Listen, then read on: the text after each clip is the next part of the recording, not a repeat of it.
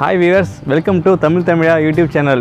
நீ நம்ம என்ன பார்க்க போறோம்னா சுழியம் எப்படி செய்யறதுன்னு பார்க்க போறோம். இது கிராமத்துல பாத்தீங்கன்னா சியா உருண்டைன்னு சொல்லுவாங்க.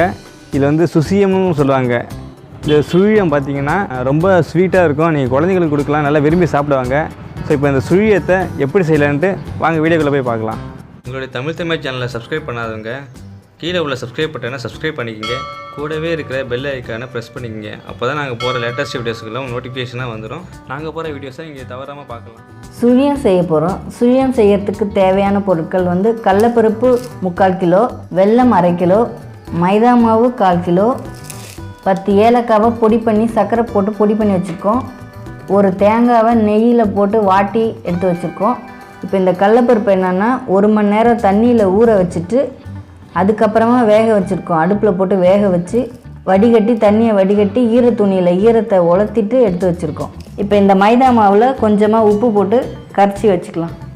லைட்டாக போடுங்க உப்பு. இப்போ வந்து கடலைப்பருப்பை பாத்திரத்தில் கொட்டிடலாம். இதை நல்லா இங்கே பாருங்கள், இந்த அளவுக்கு வேக வச்சு எடுத்துனா கையிலே மையுது பாருங்கள், நைஸாகுது. அதனால் நம்ம கையிலே இப்படி பிசைஞ்சிக்கலாம். மாவு இப்படி பிசைஞ்சிட்டு இருக்கும்போது நைஸாகிடும்.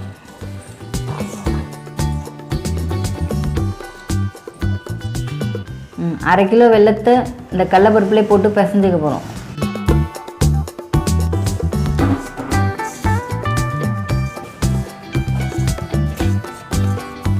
பத்து ஏலக்காவை பொடி பண்ணி வச்சுருக்கோம்ல, அதையும் இதிலே சேர்த்துலாம்.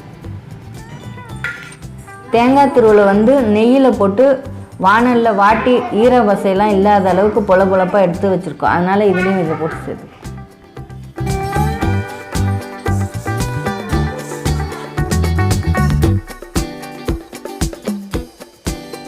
இப்போ கடலைப்பருப்பு எல்லாமே வெல்லத்தை போட்டு பிசைஞ்சால கொஞ்சம் ஈரப்பதமாக கசகசப்பாக இருக்குது. அதனால் உருண்டை பிடிச்சா கொஞ்சம் தளர்வாக வரும். அதனால் இப்போ நம்ம அடுப்பில் வச்சு ஒரு 10 நிமிஷம் இதை கிளறி எடுத்துக்க போகிறோம். கொஞ்சம் ஈரத்தை அதை எடுத்துக்கும்.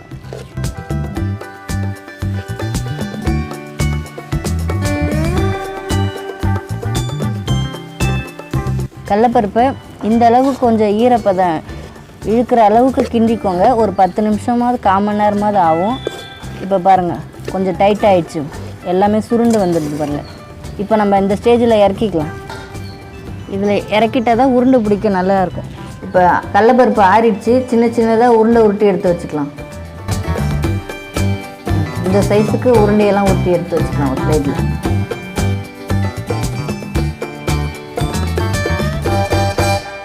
கடலைப்பருப்பை சின்ன சின்ன உருண்டையாக ஊற்றி எடுத்து வச்சுக்கிட்டோம்.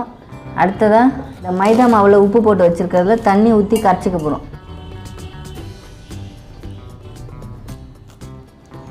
மாவு இந்தளவு கட்டி இல்லாத கரைச்சி எடுத்துக்கோங்க.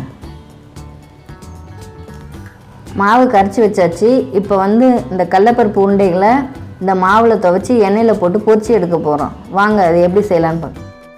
அடுப்பு நல்லா எரியுது. இப்போ வானலை வச்சுக்க போகிறோம். வானல் சூடாயிடுச்சு, எண்ணெய் ஊற்றிக்கலாம்.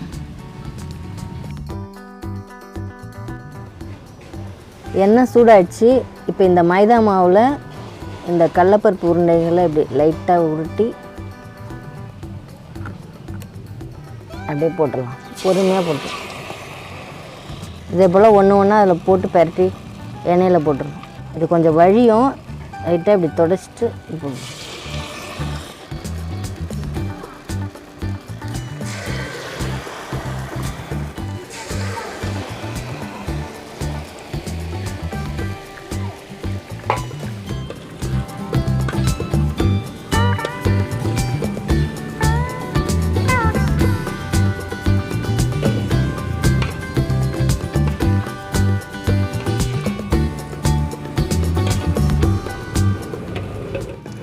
இப்போ இந்த சுழியம் உருண்டை செய்யணுன்னா மைதா மாவுலேயும் துவைச்சி போடலாம். அது பிடிக்கலைன்னா கடல மாவு, அரிசி மாவும் இல்லை உளுத்த மாவு இது ரெண்டையும் ஊற வச்சு அரைச்சி அதில் கூட செய்யலாம். உங்களுக்கு எந்த மாதிரி பிடிச்சிருக்கோ அந்த மாதிரி செய்யலாம். நாங்கள் அடுத்த வீடியோவில் அந்த மாதிரி செய்கிறோம். இப்போ வந்து மைதா மாவில் தான் செஞ்சிட்ருக்கோம். இப்போ இதை வெந்துடுச்சு, எடுத்துடலாம். உங்களுக்கு பார்த்தா வேகாத மாதிரி கொஞ்சம் வெள்ளையாகவே தெரியும். ஆனால் உள்ளே பூரணம் வந்து வெந்துடுச்சு. மேலே இருக்கிற மாவு மட்டும் வெந்தால் போதும். அந்த ஸ்டேஜில் தான் நம்ம இப்போ எடுத்துக்கிறோம். இதை ஃபஸ்ட்டு அடியில் போடுறோம் இல்லையா, இந்த அடியில் போடுறனால தான் இந்த அடி சைடு மட்டும் கொஞ்சம் சிவப்பாக காணப்படும். மேல் மாவில் சுற்றி மேலே இருக்கிறதெல்லாம் வெள்ளையாக இருக்கும். இந்த சுழிய உருண்டை உங்களுக்கு ரொம்ப பிடிச்சிருக்குன்னு நான் நினைக்கிறேன். இதே போல் நீங்கள் வீட்டில் செஞ்சு பாருங்கள். ஓகே விவர்ஸ், இப்போ சுழியை நம்ம செஞ்சாச்சு. இதை நான் சாப்பிட்டு பார்த்துட்டு நான் டேஸ்ட் எப்படின்னு உங்களுக்கு சொல்கிறேன்.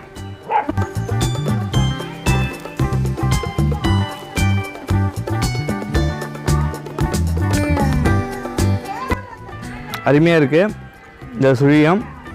நீங்கள் வீட்டில் ட்ரை பண்ணி பாருங்கள். நாங்கள் மைதா மாவில் செஞ்சுருக்கோம். இதில் பார்த்தீங்கன்னா இட்லி மாவுலையும் போட்டு செய்யலாம். நீங்கள் அரிசி உளுத்த மாவுலையும் நீங்கள் செஞ்சுக்கலாம், இல்லை கடல மாவுலையும் நீங்கள் வந்து செஞ்சுக்கலாம். அடுத்த வீடியோவில் நம்ம இதேமாரி சுழியை செய்கிறப்ப நம்ம வந்து வேறு ஐட்டத்தில் பார்க்கலாம். இட்லி மாவுலையோ இல்லை கடல மாவுலையோ செய்கிறது நம்ம பார்க்கலாம். இந்த வீடியோ பிடிச்சிருந்தா லைக் பண்ணுங்கள், உங்கள் ஃப்ரெண்ட்ஸுக்கு தெரியப்படுத்தினா ஷேர் பண்ணி தெரியப்படுத்துங்க. இதே மாதிரி கிராமத்து சமையல்கள் நம்ம சேனலில் அதிக வீடியோஸ் இருக்குது. நம்ம இதே போல் அடுத்த வீடியோக்களை பார்க்கலாம். பாய்.